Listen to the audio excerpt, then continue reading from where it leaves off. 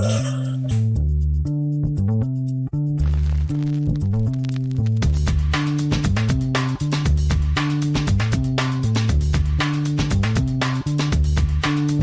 to the acclaimed podcast, The Deep Dive, featuring your esteemed hosts, Andy Monitor and Drew Dinzik, powered by BetSperts.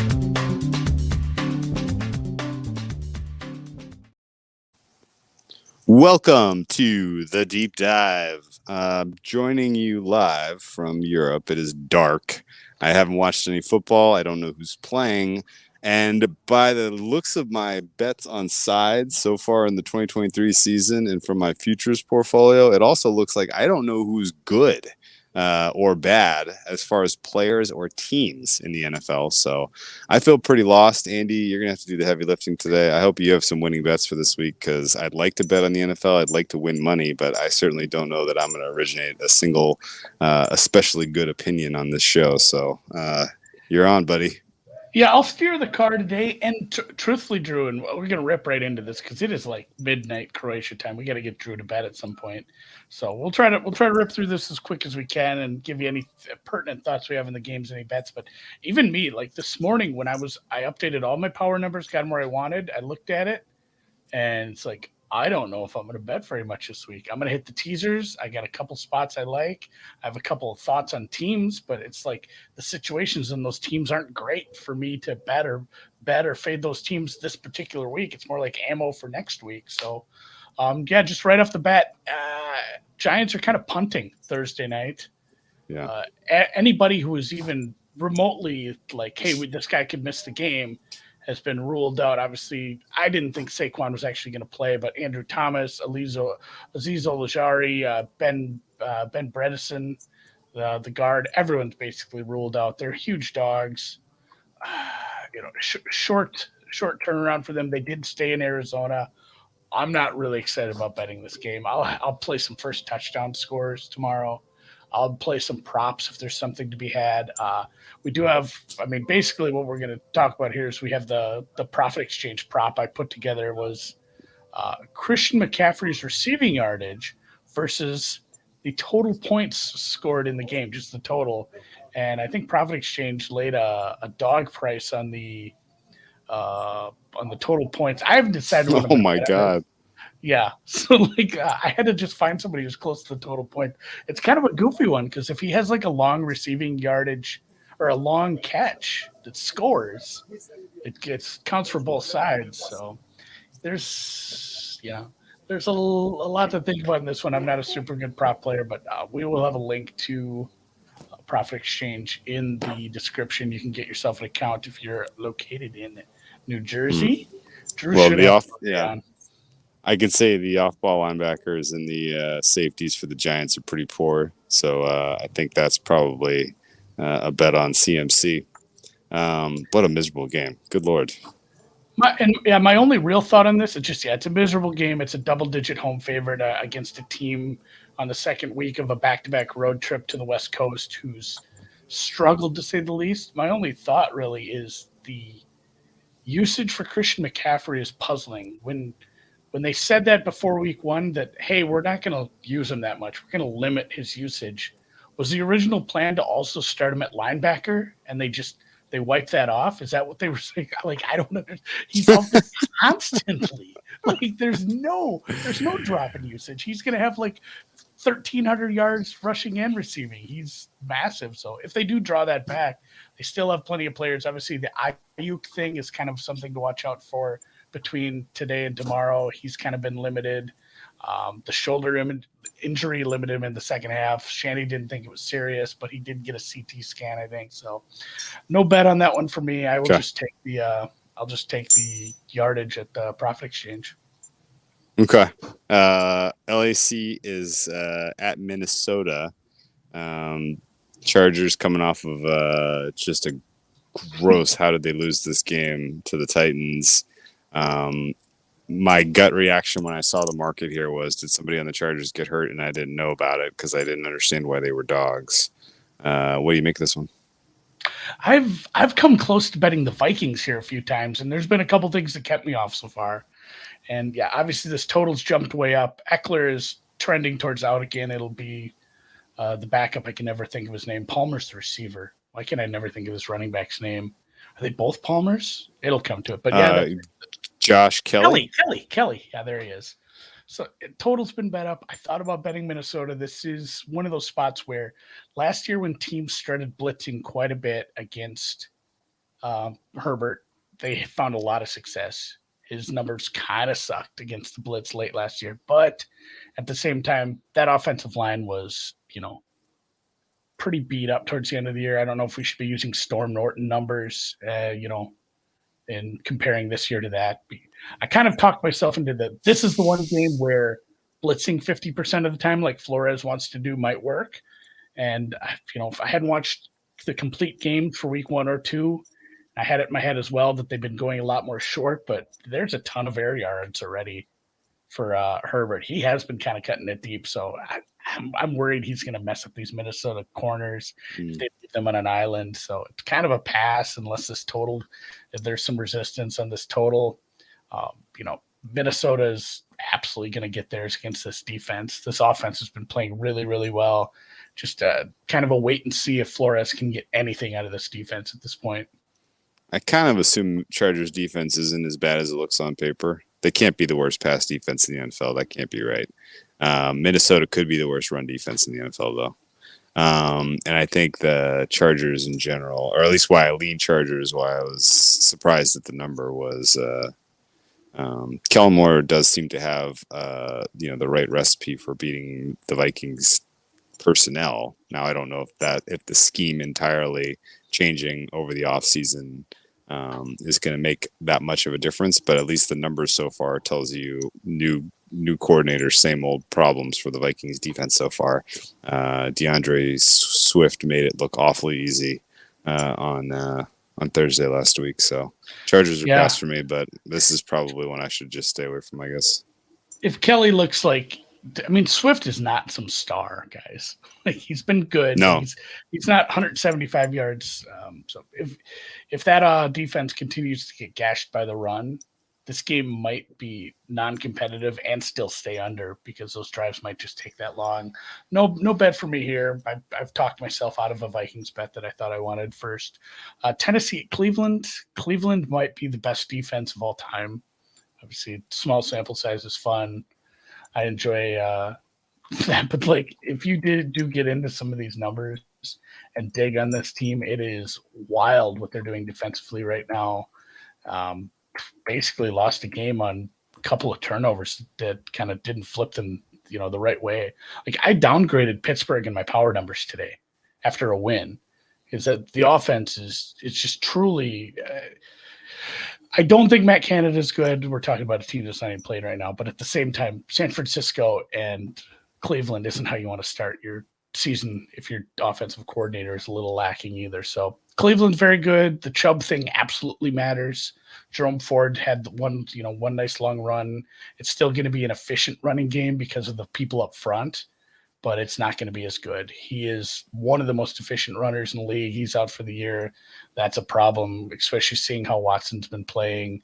I believe Greg Newsome is day-to-day with an elbow at this point. Kareem Hunt doesn't move the needle for me, whatsoever. And then Tennessee is tempting eventually here if this keeps going. If there's like a 4, I'm going to have to look at it because Hooker and Fulton are practicing today. If they can get some pieces back in the secondary, I really liked what they did against the Chargers last week, especially in the second half.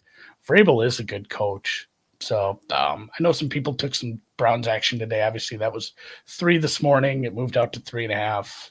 Wow. Total's low for a reason, but with a low total like this, I really thought this. Yeah, Vrabel might have a coaching advantage here.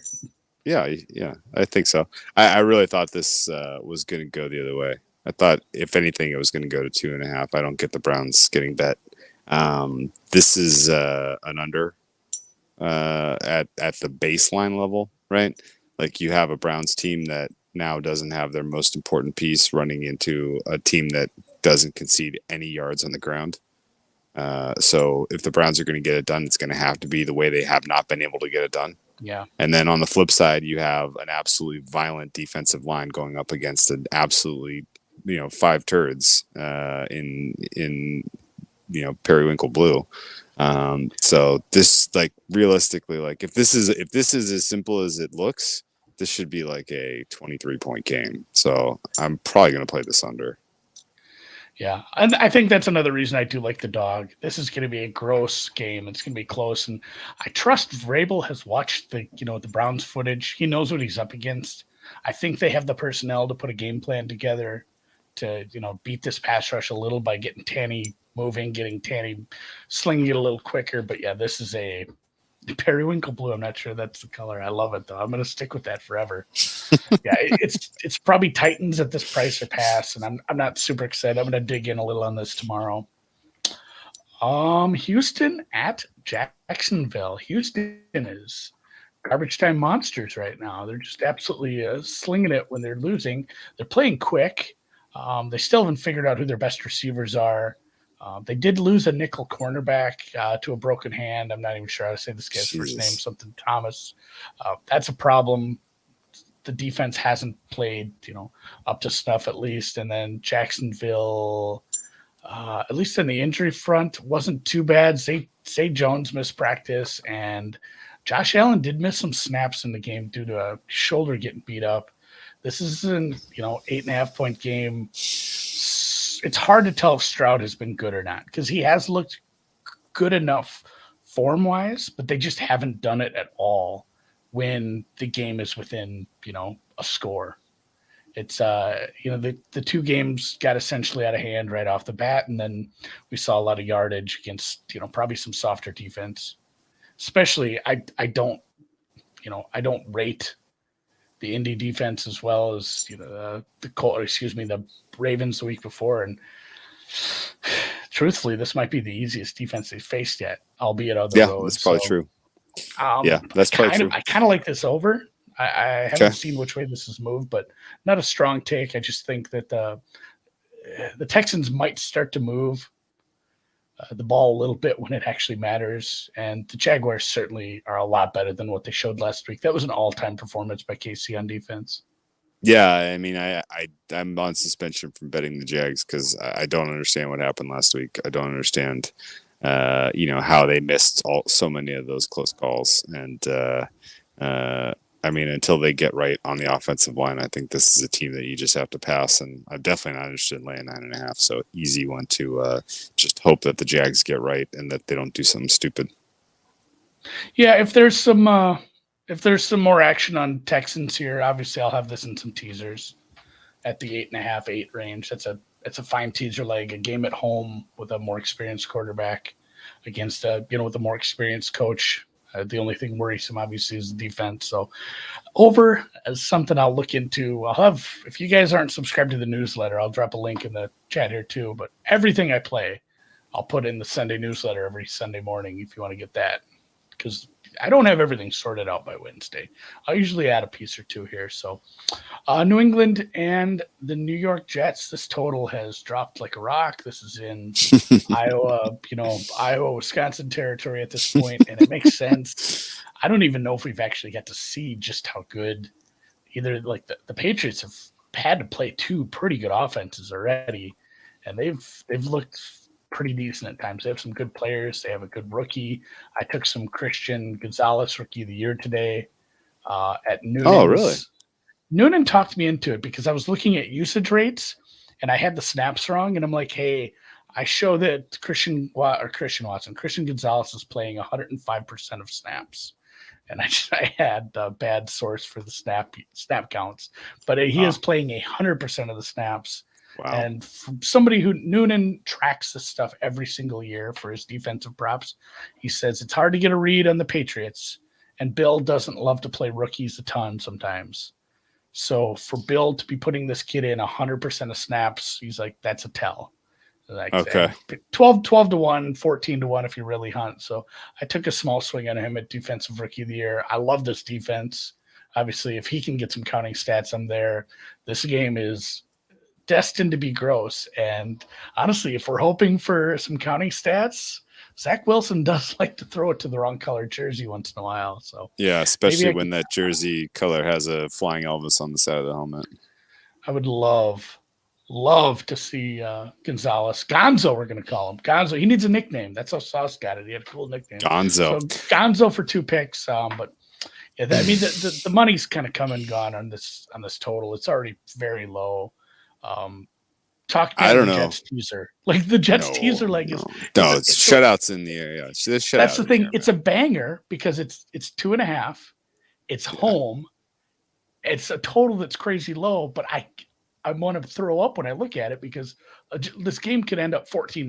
Yeah, 16-0. Yeah. That's got those whiffs with the defense and a special teams touchdown. That happened last year, didn't it? Yeah, it's essentially a teaser. Like I don't know if I can play even with this low total. Yeah, that game happened last year between these two teams, with Zach Wilson on the field. I think you got to lay it with the Patriots here. I mean, Belichick against Wilson. I don't know what else to tell you. Under a field goal. This feels a little too good to be true. I will say there was some signs of life in the Patriots offense. Even in as miserable as they looked in the first half against the Dolphins, they're finally starting to get Mac Jones a little bit on the move. A couple wrinkles. He's not just a statue back there. I think that's going to be an important addition to the concepts if they're going to score into the teens against the Jets, which is what they probably have to do. I really just hope the Patriots pitch a shutout because my Jets' fewest points scored is like it's got like a pretty decent pulse. Last thing I want to bring up here, what's going on with the Jets? Kind of, the second year players mouthing off after the game last week, like. They thought they were going to be on a Super Bowl team, and the leaders in the locker room are letting those guys go yap. It doesn't really speak to a team that's going to stay together and fight through the adversity, does it? No, and that's the other, like, my final note on that is just the, Brees tweeting out or Instagram posting, whatever it was, where he only got the 4 carries, and, Wilson didn't look all that happy. I think, was it Wilson that said something as well? Like, Sauce and Brees. Sauce and Brees. That doesn't bode well, guys. So. No. It's a bad sign. This has all the whiffs of like a very stinkerish game against a very good defense. Although the Jets, the defense, much like Cleveland, it might be just a really, really tough defense. It gets wasted because your quarterback isn't very good. So yeah, Patriots probably. Patriots are nothing instead of a teaser. Like, truthfully, I don't know. It is just Bill putting a scheme together for a very bad offense where he can absolutely dominate them defensively. These games are sometimes just gross one-way traffic. Yeah. Best of luck to Zach Wilson and Nathaniel Hackett. Yeah, I didn't have a lot. Just Garrett Wilson did go to the tent during the game last week, but he apparently just had the wind knocked out of him. So that I don't have a ton on the Patriots secondary yet. Kind of something to watch for that over the next couple of days. We have the Wednesday. Hopefully Trent. Reports. You know what helps a Patriots side and what moves the number back to 3 is if Trent Brown goes, because they need offensive line help. I didn't see any updates. I thought I saw a money update. Yeah, he got paid, but he's still. I don't know that he's out of the concussion protocol yet. I really hope he is because I think Patriots are the bet, and I don't know who's betting Jets +3. Best luck to them. Best luck to Hackett. Best luck to Wilson against Belichick and this very, very good Patriots defense. So limited practice for him today. Limited practice for Jonathan Jones. Limited practice for Devontae Parker. Cole Strange. Limited practice. So. Something to monitor tomorrow when we actually have practice that matters. Wednesdays are a little goofy. New Orleans heads to Green Bay. I took a tiny swing at New Orleans to win their division. Did you?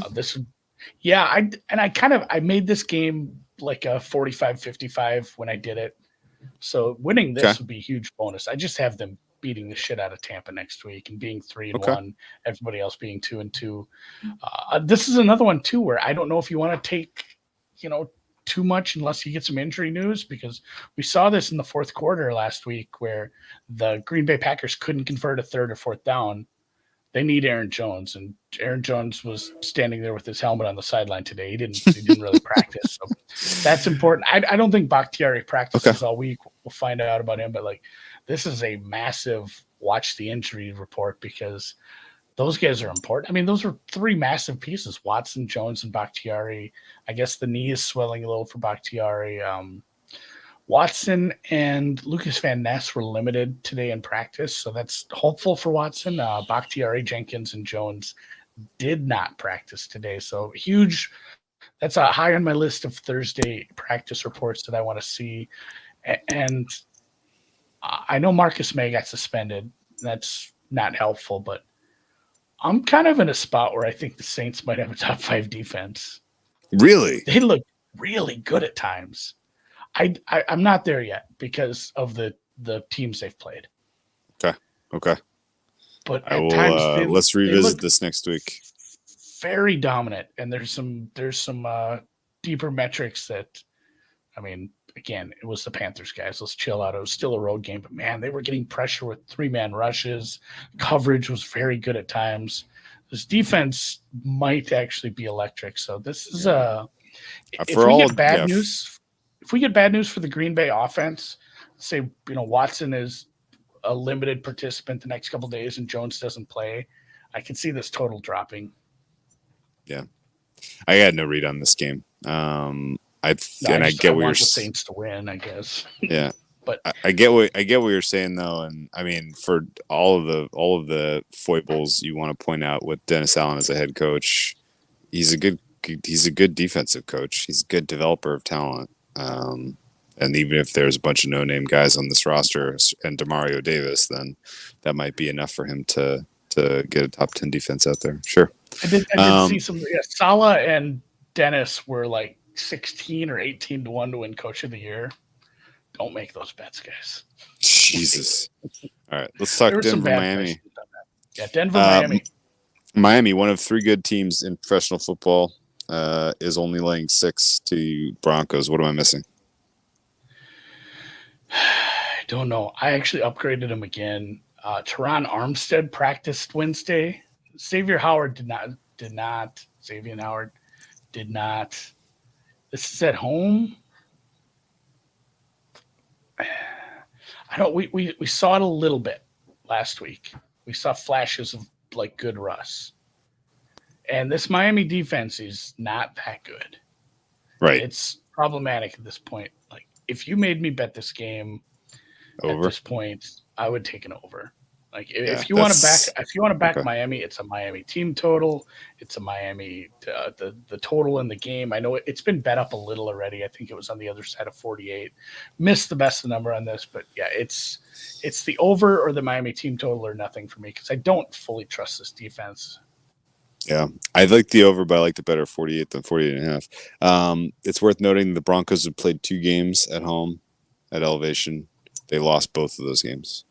And now they got to go play in the Miami sweltering heat. Not an ideal 1 p.m. kickoff to have. And so I think the bet is probably Dolphins second half in the blind. I don't hate that. If it's a competitive game first half and the Dolphins are losing, tied, or even just have a small lead, I do like that quite a bit.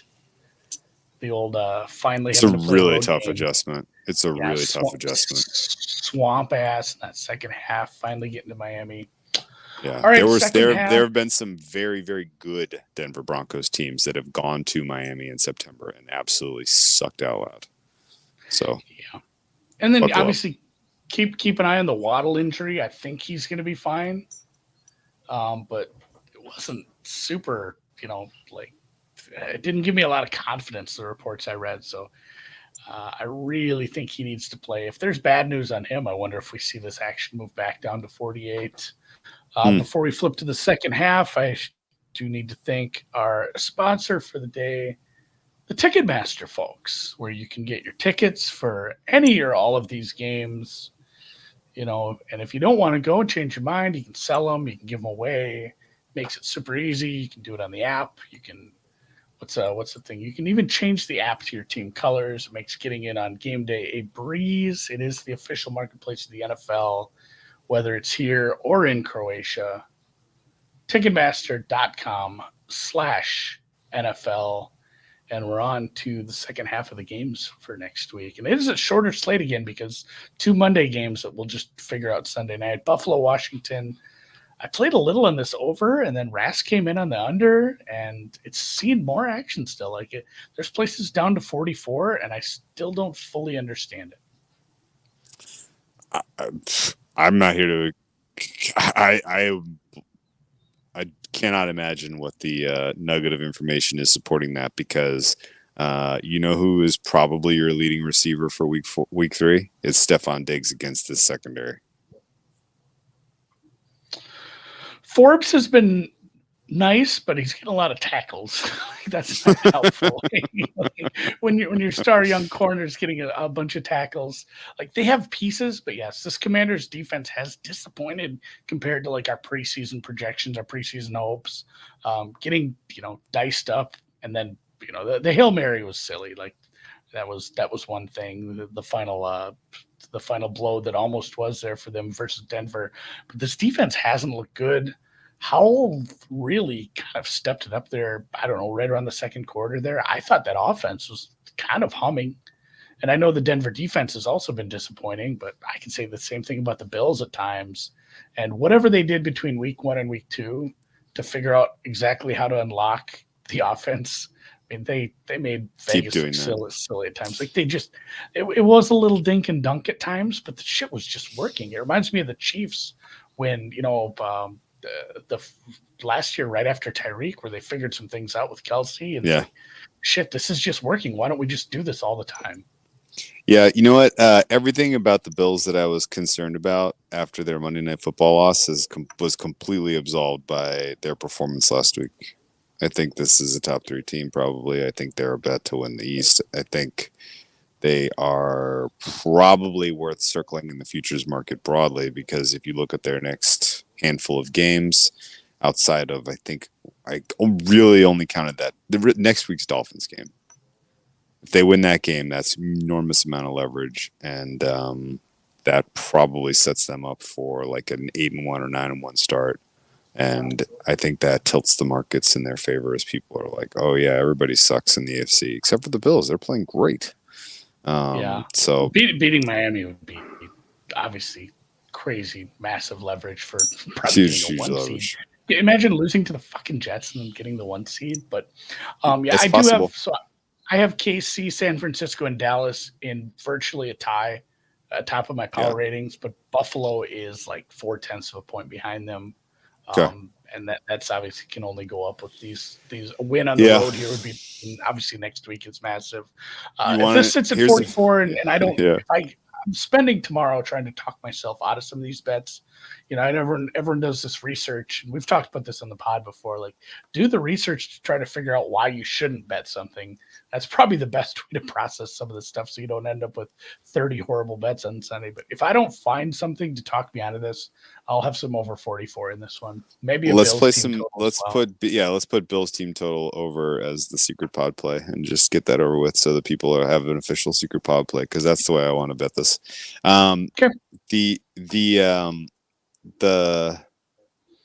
Here's a prediction for you. Ready? I am. There will be 1 million annoying tweets and media hits talking about the last time a 2-0 team was a 6-point dog or more, or touchdown dog, because I think Bills are going to 7. So the last time a 2-0 team was a touchdown underdog at home was 1983. Right? Like, this feels like one of those, like rare, weird facts that people can't keep quoting and retweeting. And it doesn't mean anything. This is probably a correct number, or 7 is correct, at least in my opinion. You know who's going to be at the game? Magic Johnson. Matthew Stafford and Clayton Kershaw. They went to high school together.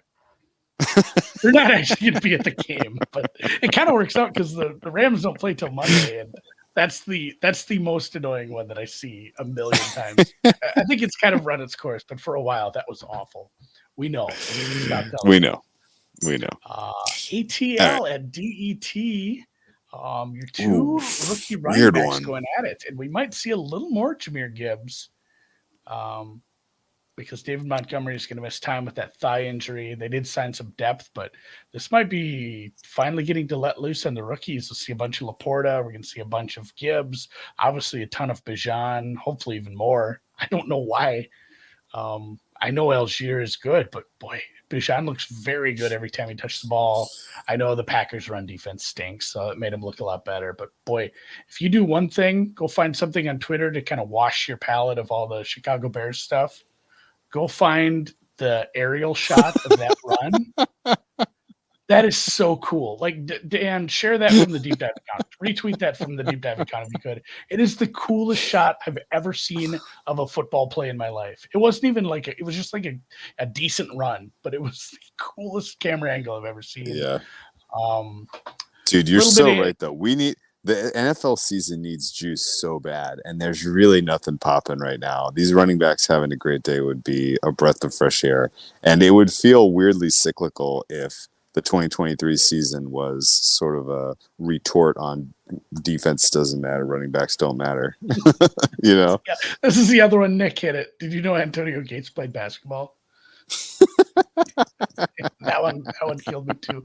I mean, for my numbers on this, it is Atlanta or pass. I make this a 3. You're getting the hook.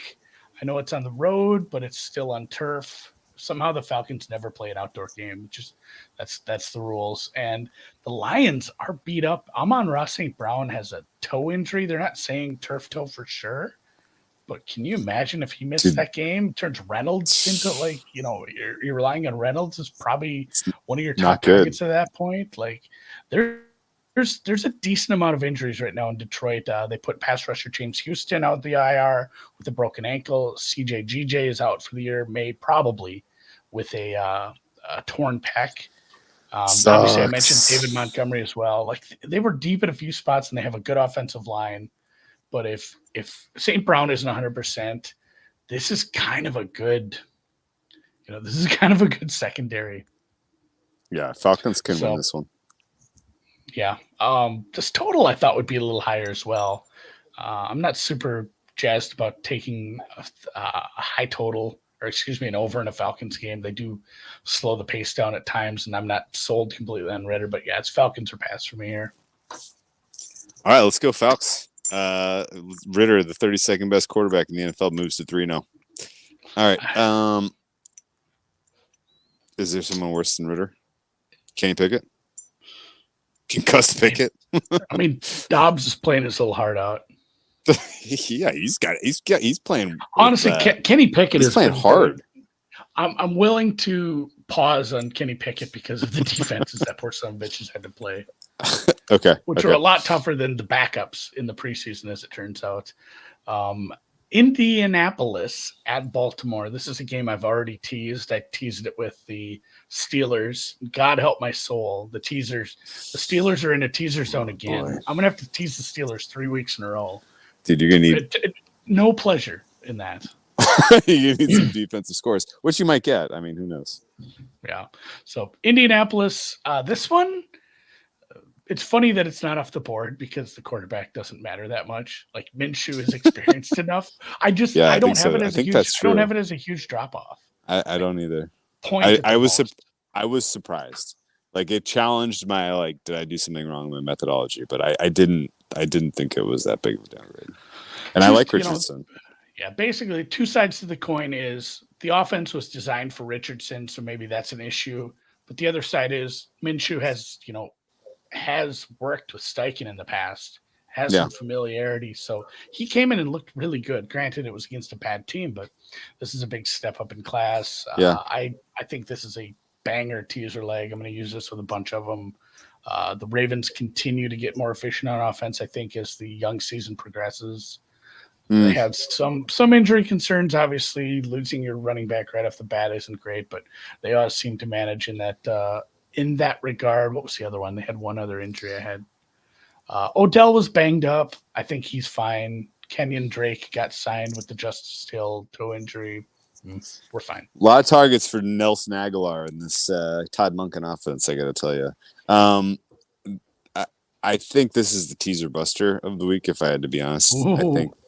I think the Colts are the right side. I need to.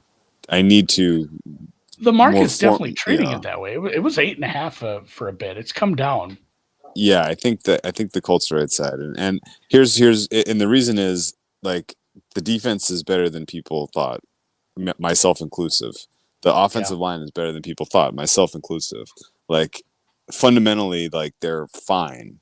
And Steichen is a good coach. He's already shown enough, in my opinion, to kind of believe, like, okay, this guy's got a pulse. He's my favorite rookie coach so far. Yeah, and I think the injuries for the Ravens are being a little bit under priced. And I think the kind of the promise of the Todd Monken offense is a couple of weeks away at this point, if it ever gets here, because their skill position room still stinks. Oh, I'm a Zay guy.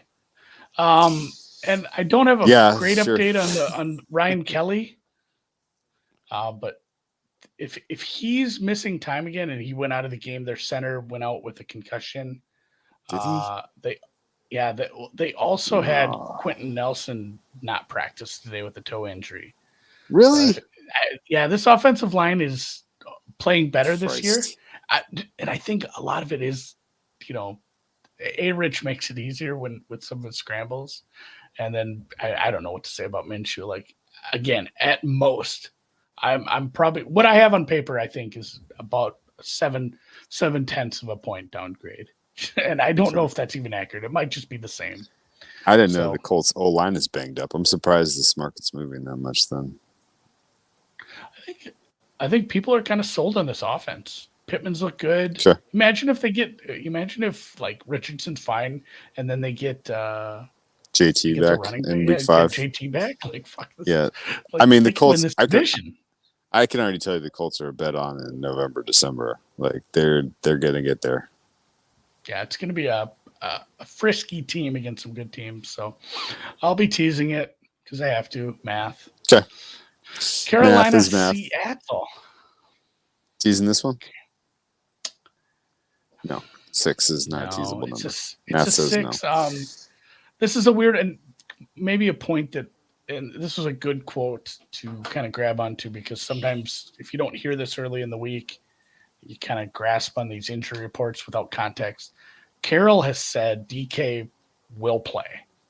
And he's also said he might not practice much, though. So when you see DK Metcalf limited or DK Metcalf did not practice, Carroll's come out and said we're just going to let him kind of rest this week. He's going to play this weekend. But they have some other. Tariq Woolen is sore enough that they're worried he may miss. Will Dissly is sore enough that they signed another tight end. So they're getting a little banged up there as well. And I don't know what to make of this team.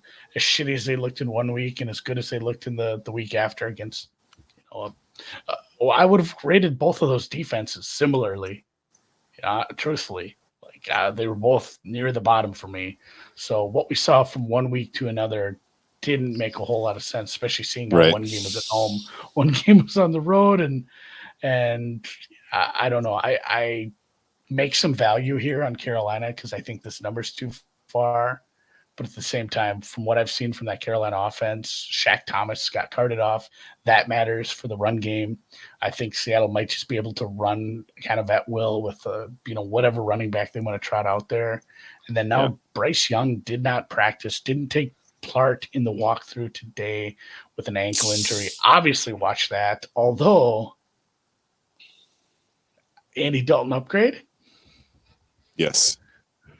They trotted him out there for the sneak that didn't happen the one time. Then they brought him out again. But at this point, it might be like an upgrade if Andy Dalton starts. I think Andy Dalton.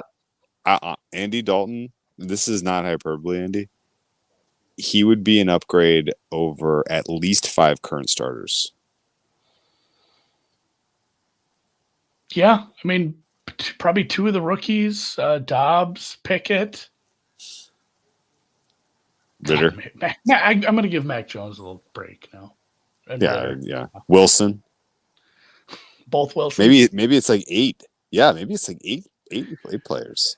Andy Dalton is a fine high-end backup, and yes, it might be several point upgrade if he ends up playing. So watch the news on that. Like I said, I show some value at +6, but hell, if I want to play a rookie quarterback having to head to Seattle, like that's a tough place. Watson is the name. Yeah. Watson. Watson has been horrid at times.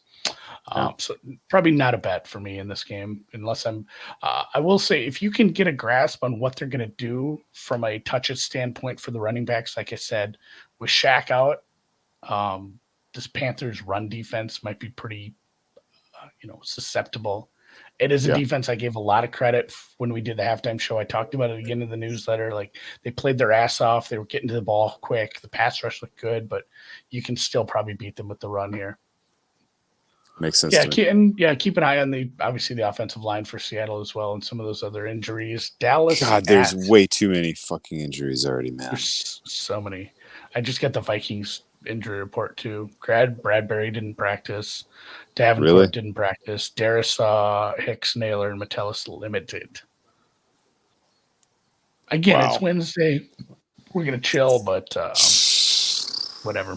Dallas, Arizona, huge spread. Not like the Chargers can generate a pass rush, so probably doesn't matter. Oh no, we get the shower fart logo. Oh, yeah, that kind of checks out. We need to move the shower fart logo around, I think, because Arizona actually is like, think about the games that have happened through 2 weeks, Andy. Frisky. They've been involved in some of the more compelling and interesting ones, honestly. Like, there's been much worse games than the ones that Arizona has been involved in. They lost both games. They blew leads in both games. But they're interesting. Now, I don't think they're going to be competitive in this one. I think so. I think you're right and wrong. I think you're absolutely right. And they have been very interesting games. But, man, this is a bad matchup. Dan Quinn has this defense playing at 1,000%. And really, I mean, what we've seen from Dak hasn't got a lot of love in the kind of the media cycle so far today, or basically at all this year, but he's been quietly efficient. CeeDee Lamb is all over the place. Pollard looks really good. They're getting healthier on the offensive line. Like, Dallas is, kudos to you. You got almost 2-1 on them to win the division. I can't imagine that price is anywhere near that right now. So it's a good bet. It was a good bet. Yeah. I have them out of Philly, obviously, in my rankings. Not a math guy. Is it possible for the Arizona Cardinals to score negative points here? I don't think so, but I did see that in a high school wrestling match. Kid went out with he was wearing a necklace. He can't wear jewelry. He had to start the match at -1 points. And I wasn't going to watch it because it wasn't kids. But you wanted to see if he would end. I stopped. I'm like, if he doesn't score, he's going to end with a negative point. I have to see this. I think he ended up getting a reversal or something. But this is a very, very bad matchup, despite being at home, for this Cardinals offense. You buying into the Parsons MVP narrative? No, he's a defensive player. Like, it's fun. But it helps his Defensive Player of the Year award for us. So I'm happy that Greenberry and all them chuckle. Like, I'm happy that they say, like, it's going to help his Defensive Player of the Year. And yes, TJ Watt being in the right place at the right time yesterday. Congratulations. That helped. I mean, TJ Watt is very, very good. He is one of the top 3 defensive players in the league. Keep some pressure on Parsons. But keep him trying. Yeah, when I saw 90 had it, I'm like, God damn it, that doesn't help. Because he'd already broken the Steelers' all-time sack record earlier in the game on prime time.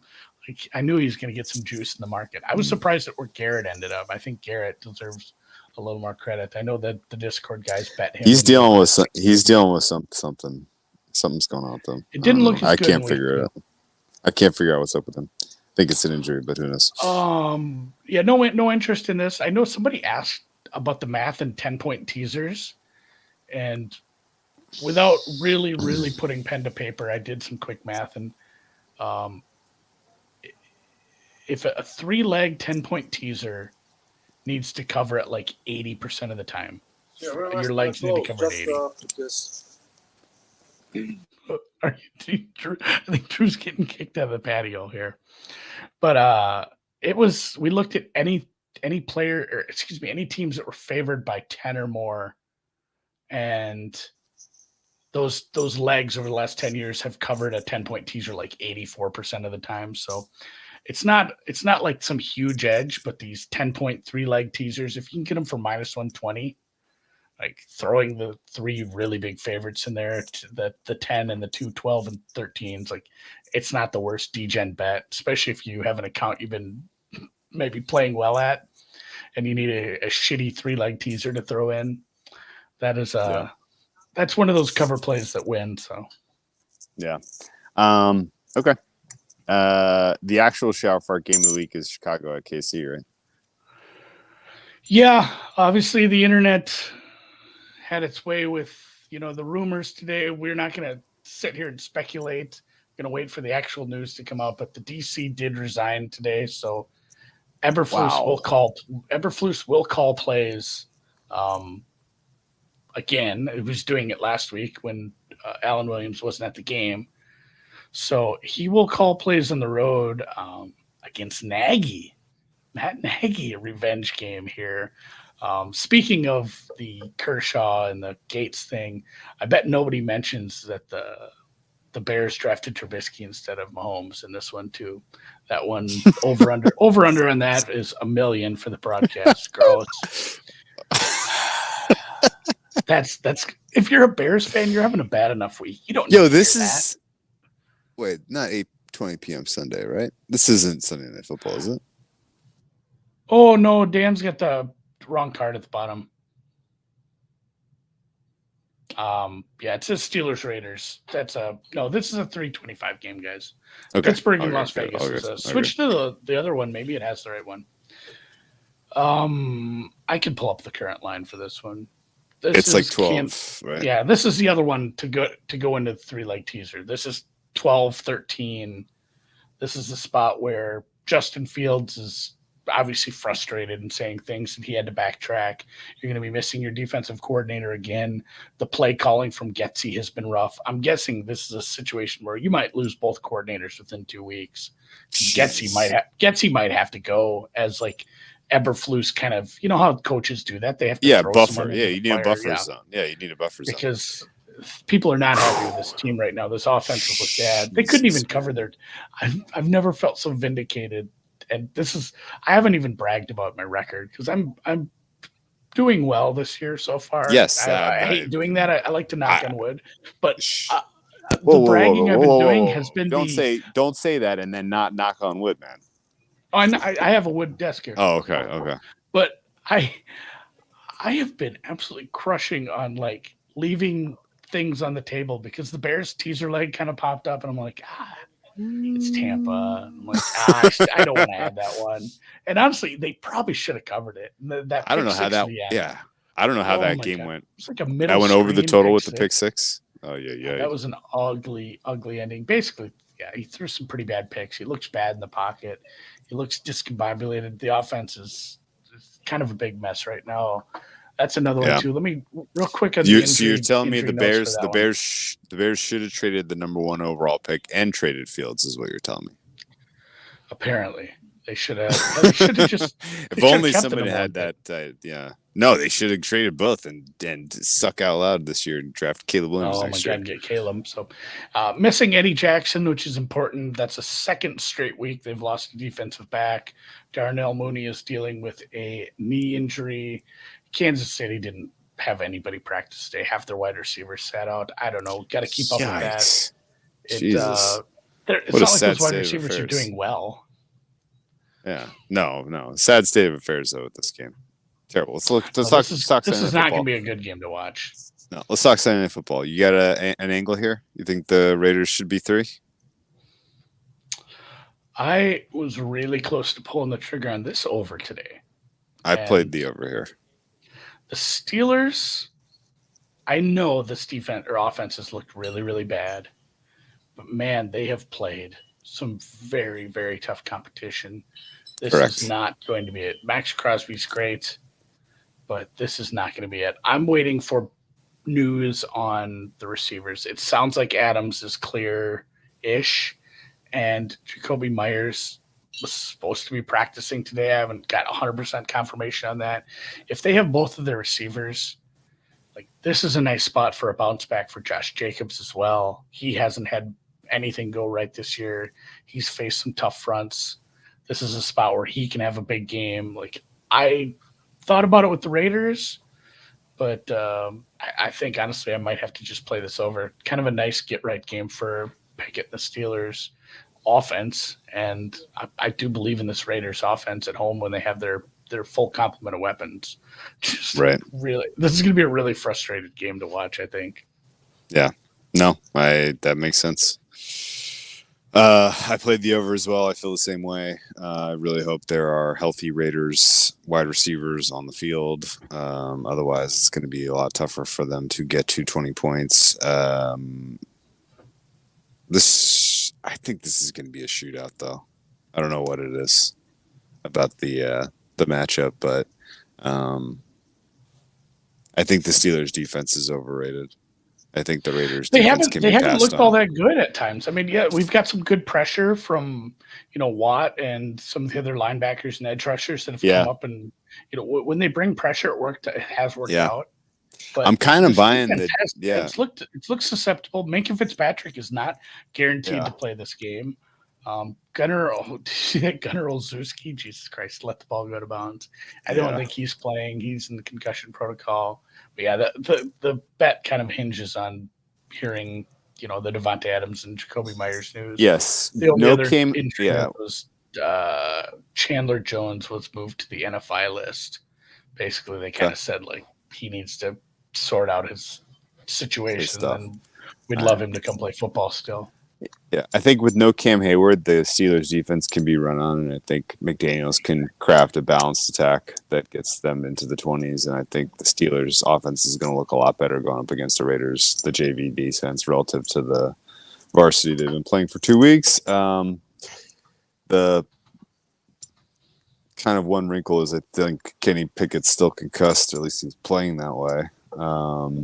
I buy into the Garoppolo numbers and the efficiency, even though they're not scoring points. He's just so efficient. Always, so wherever he goes. And the O-line for the Raiders is playing way better than I expected. Did not see that coming.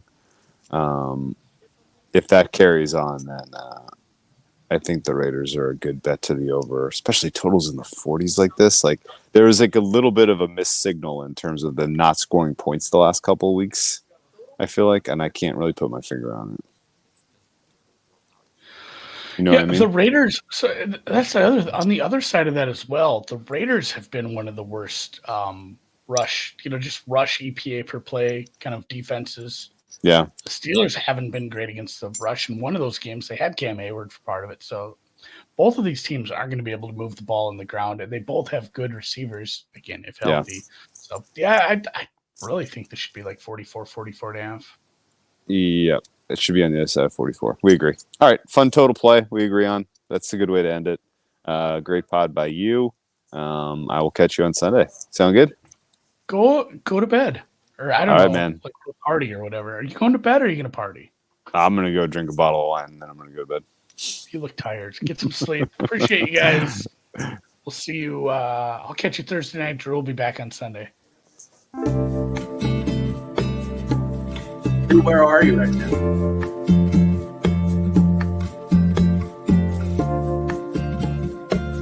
I guess you can tell us after. Oh, you tried. I muted him. I'm sorry. I'm clicking while you're clicking. Oh, no problem. I'm up on the Istrian Peninsula going to